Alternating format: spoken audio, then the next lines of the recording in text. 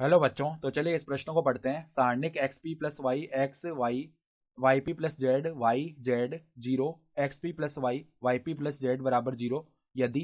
तो यहाँ पर देखो, हमें चारों विकल्पों में से सही विकल्प का चयन करना है। ठीक है, तो प्रश्न में आगे बढ़ने से पहले इस प्रश्न से संबंधित जो मुख्य उदाहरण है उसकी हम चर्चा कर लेते हैं। तो देखो, मुख्य उदाहरण क्या हो जाएगी।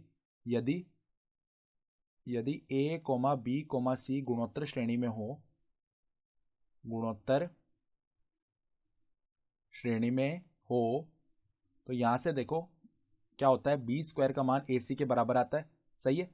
तो अब देखो यहाँ पर ये सारणिक दी हुई है किसके बराबर, देखो X P plus Y x Y Y P plus Z Y Z, फिर क्या है zero x P plus Y और वाई पी प्लस जेड। इसका मान किसके बराबर दिया हुआ, जीरो के बराबर। तो इस सारणी का मान ज्ञात करने के लिए हम यहाँ पर एक संक्रिया लगा रहे हैं। जो पहला स्तंभ है C1, उसको कैसे बदल रहे हैं, पहला स्तंभ माइनस में देखो दूसरे स्तंभ को हम P से गुणा कर रहे हैं, और प्लस में जो तीसरा स्तंभ है उसको ऐसे ले रहे हैं। ठीक है, तो अब देखो इसका मान क्या आएगा अब, C1 यानी जो पहले स्तंभ में एक्स पी प्लस वाई है, तो देखो पहला अवयव है X P plus Y, minus में देखो दूसरे स्तंभ के अवयव को P से गुणा कर दिया। सही है, तो यहाँ पर x है उसको P से गुणा किया, PX हो गया। सही है, फिर माइनस अंदर गुणा करेंगे ना माइनस को, तो माइनस का यहाँ पे C3 का पहला अवयव क्या है, y है। तो ये तो क्या हो गया, देखो एक्स पी और पी एक्स एक ही बात है, तो ये तो कट के शून्य हो जाएंगे, और y माइनस वाई ये भी जीरो आ जाएगा, यानी पहला अवयव हमारा जीरो बन गया। सही है, फिर देखो इसी प्रकार यहाँ पे वाई पी प्लस में जेड है, फिर माइनस में क्या आ जाएगा हमारा पी वाई, और माइनस में जेड, तो ये भी कट के पद सारे शून्य हो जाएंगे, यानी ये भी जीरो बन गया।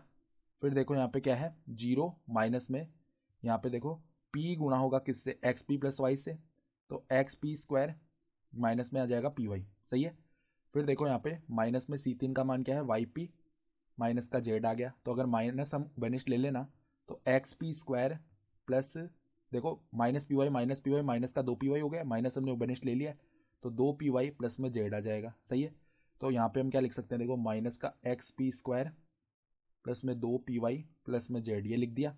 सही है, तो ये तो हमने यहाँ पे संक्रिया लगाई थी।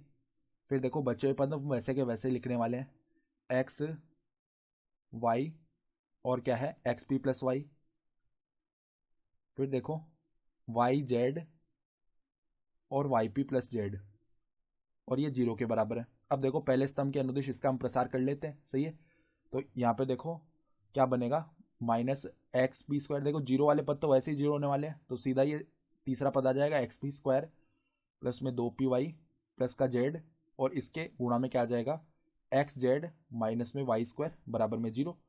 अब या तो ये जीरो होगा पहला पद, या X Z minus Y square zero होगा। तो जब X Z minus Y square zero होगा ना, तो वहां से हमें एक परिणाम मिलेगा वाई स्क्वायर बराबर में एक्स जेड। और इसका मतलब क्या हो गया कि X comma Y comma Z किस में है, गुणोत्तर श्रेणी, जिसको हम क्या बोलते हैं, जीपी, इसमें आ गए। तो अगर हम विकल्प देखें ना, तो यहाँ से विकल्प बी हमारा सही विकल्प हो रहा है। तो आशा करता हूँ कि आपको ये प्रश्न समझ में आया होगा। धन्यवाद।